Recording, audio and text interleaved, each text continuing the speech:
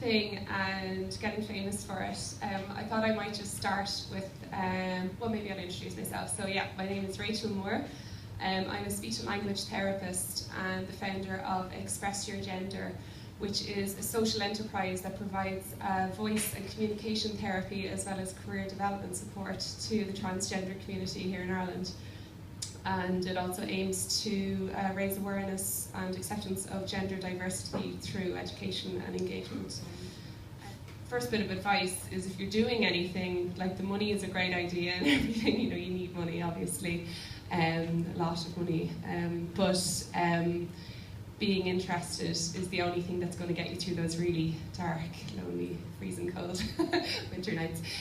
So yeah, definitely just be really excited about what you're doing, and then you'll be happy sitting in the library on your own with no business partner, working through those difficulties. The second piece of advice, if you can get onto any kind of startup program, even this is a startup program, like just go to anything that you can, even if it's your local enterprise office, if it's a free social media course from your Dole office, whatever it is, just go to it, because you meet other mad people who also have big ideas, and that's really like your number one saving grace, again, on those dark, freezing cold nights when you can't turn on your radiator because you don't know if you can pay the bill.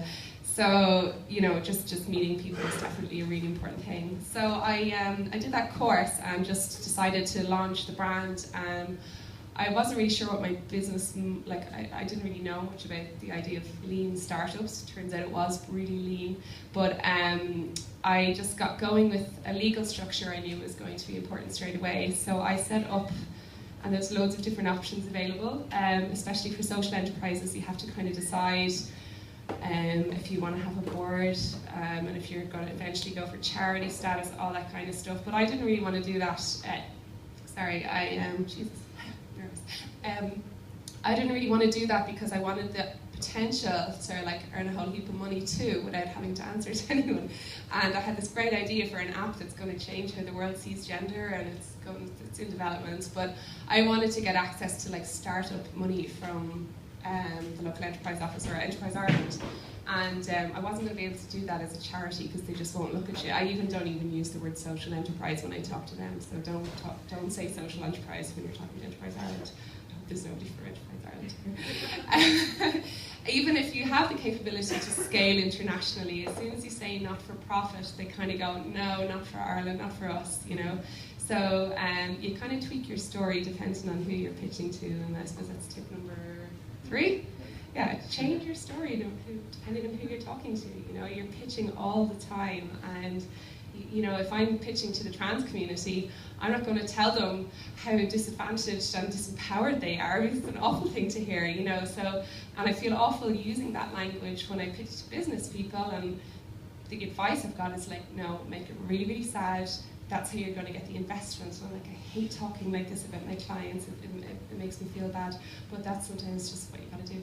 So yeah, so change it up depending on who you're pitching to. Tip number 3. So I suppose some of the things I've learned along the main thing about social enterprise or any enterprise is you just want, like, an independent income. You don't want to be dependent on funding or grants or fundraising or anything like that. So the idea is that you develop some sort of an independent income stream, a product, something that you can sell that will keep your community service going without relying on anything. So it's kind of like taking the focus of a charity, say, but basically saying, if there's a massive recession and everything's cut, are we going to crumble? No, we're not, because we have something else coming in, and that's the goal.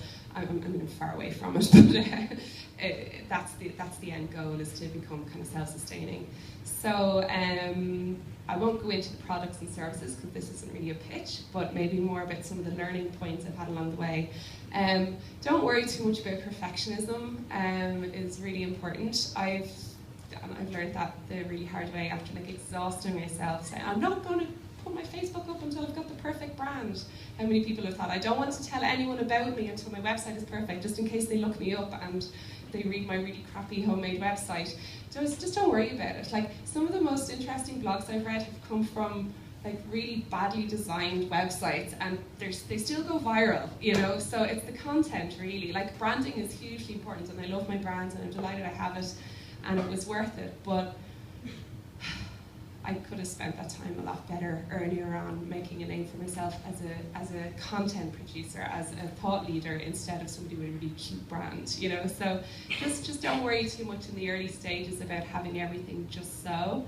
I mean, I like wanted to get my business cards from an eco-friendly printers in the middle of Ireland instead of Vistaprint. Why did I do that? Like, I mean, it felt good, but it's like, as soon as you have them, you don't really care about it anymore, and you just move on to the next thing. So just, you know, you can get it perfect eventually when you've got money and time and an administrator to do all your other stuff for you. So give up on perfectionism and start putting it out there. And also something I wish that I'd done, and I'll try and start doing now, is kind of involve people in your journey a little bit, even if you're just, you know, taking little, I don't know, Snapchats, but just like little video things saying, oh, here I am at the company registration office, so excited, you know, and post it up, and people kind of follow you on your journey and get excited about you, and then like they'll like you and share you and be excited about your service as well. So I think like the kind of personal touch, especially at the moment, I think people are kind of focusing local a little bit more, or at least,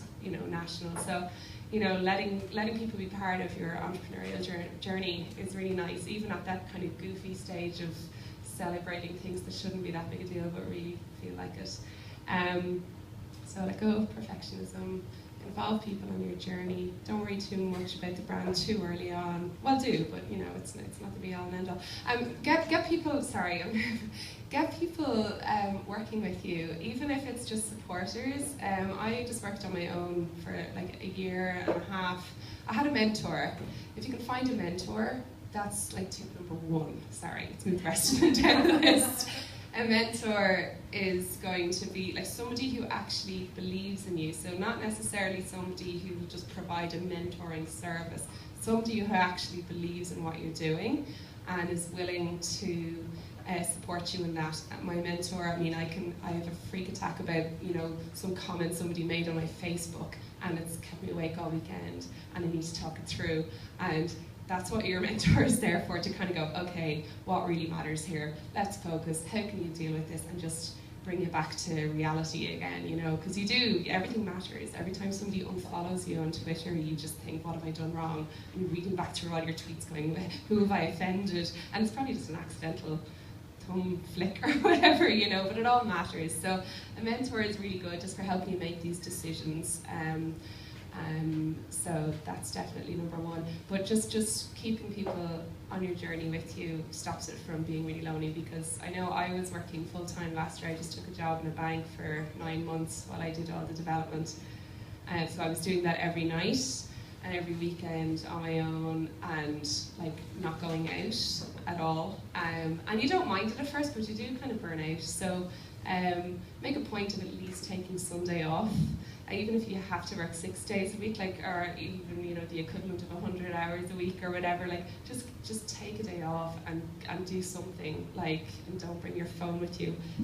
Okay, so yeah, so I suppose, yeah, now I'm at the point where I'm known for what I'm doing, and at least within the trans community I'm incredibly well known, and that's down to, I suppose, just doing that engagement bit over and over. So just keep on just engaging with your end user, and remember who your end user is, because quite often you want to impress certain people, but it's like, are they actually your customer?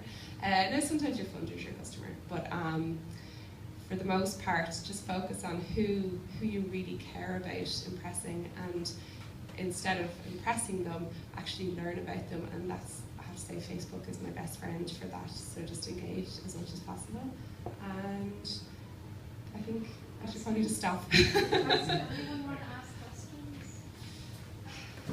Yeah. Hi, thank you from the stairs. Did you, when you first started, did you have to bootstrap, or did anybody help you financially, or, you know, you said lean startup, and I want to know exactly how lean it was. Oh, totally lean. Like no fat whatsoever. So I had a job in a bank, just like an admin job. So that was me, and then every month my wages got in. I was like, okay, cool. I'm I'm going to pay for my branding this month, I'm going to pay my company registration office and all that kind of stuff this month. And I know I just paid for it all myself, which is really stupid because there's so much money out there. I just didn't have a clue. So just sign up for newsletters like where they tell you what funding's open for application. Apply for awards and just get used to applying for stuff. Just apply for everything. Or some people say don't apply for everything and just choose your grants or whatever, but just there's definitely money out there. Just try and get it. Don't do it like that. Thank you very much.